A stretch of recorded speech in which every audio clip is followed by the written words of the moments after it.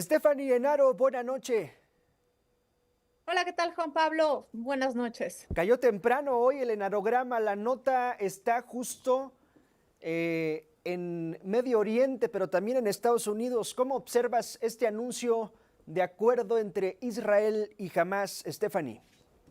Bastante interesante, Juan Pablo, porque en este momento hay 2 millones de personas en Gaza que se están levantando para enterarse que hay un acuerdo de alto al fuego que podría llevar a la paz. Y subrayo alto al fuego porque es justamente eso, es un acuerdo para negociar que es fácilmente comparable con los acuerdos de Oslo en 1993, cuando Israel y Palestina acordaron negociar y hoy 30 años después estamos prácticamente en las mismas condiciones.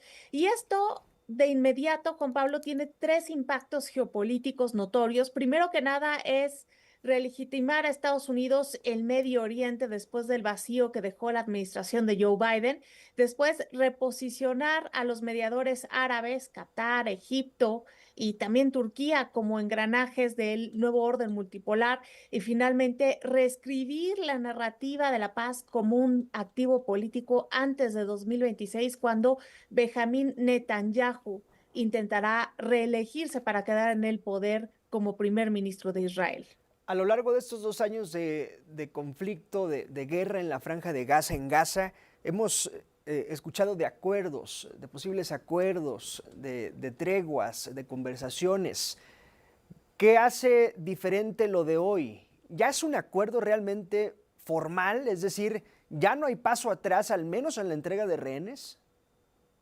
Es el primer paso. Donald Trump viajará a Egipto este fin de semana y ahí se firmará el acuerdo y con base a lo que Donald Trump ha declarado, los rehenes podrían ser liberados el día lunes. Ahora, esto es importante porque no todos los rehenes están con vida. Sí. Del lado de Israel, pues todavía son 48 rehenes los que tiene Hamas, 20 de ellos se creen que aún están con vida y se van a intercambiar por 15,000 prisioneros palestinos. Pero el tema aquí es, ¿qué le garantiza a Hamas que Israel va a obedecer las condiciones una vez que ya no cuente con los rehenes que hasta este momento Claro.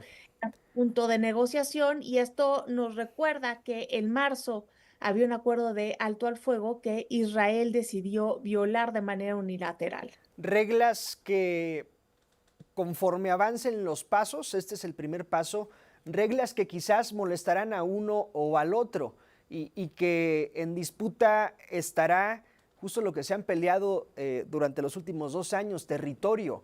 ¿Habrá alguien, tendría que ceder, Israel o Hamás?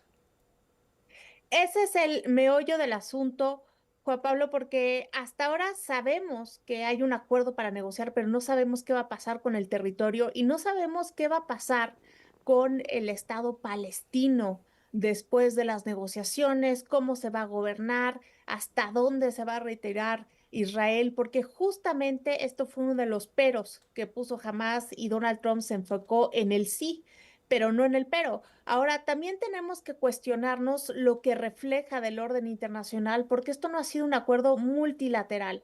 Esto ha sido un acuerdo unilateral impulsado por Estados Unidos que nos habla nuevamente de este quebrantamiento del orden mundial que se gestó después de la Segunda Guerra Mundial. Estamos en tránsito a una nueva Sí. estructura y también será interesante ver el impacto que esto tiene para Benjamín Netanyahu. Donald Trump podría ir a la Knesset a hablar en nombre de estos acuerdos y es interesante porque Donald Trump es más popular en Israel que el mismo Benjamín Netanyahu y eso también importa.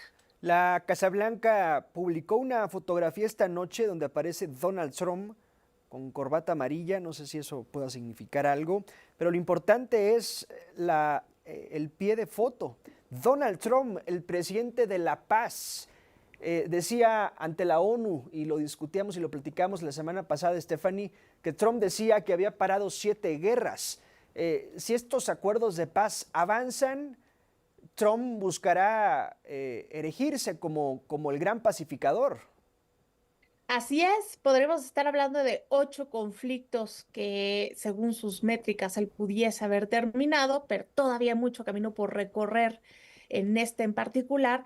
Pero sí tenemos que tomar en cuenta que Donald Trump aprovecha este momento para posicionarse como el que logró lo que nadie más había logrado, el que tuvo una victoria donde todos los demás fallaron, y esto contrasta con el escenario que se vive a Sí. nivel interno en Estados Unidos, porque tenemos el cierre del gobierno, y mientras este es un éxito en política exterior, a muchos estadounidenses les importa cuánto le pega este retroceso a las carteras, porque también hay que recordar que el dólar no está pasando por su mejor momento y ha perdido su valor en el mercado internacional. Dicen que en políticas no hay coincidencias. Eh,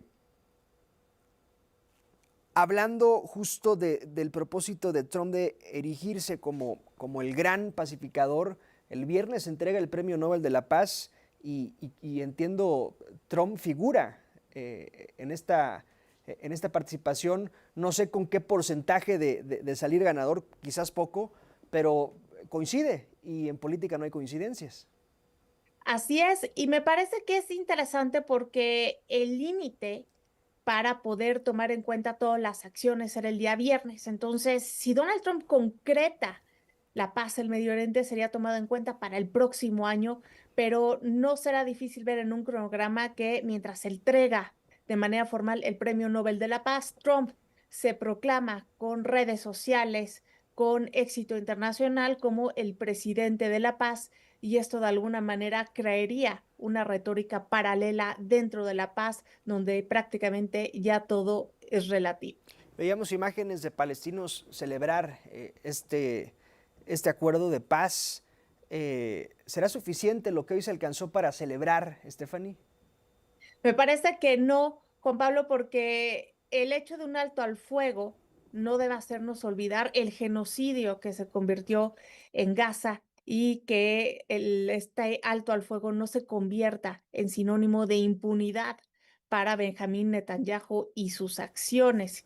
Y obviamente también recordar que el mundo ya no es el mismo en el Sí. que empezó el conflicto. Hoy hay más presión de la opinión pública internacional en contra de Israel, y los actos de antisemitismo han aumentado en un 84%.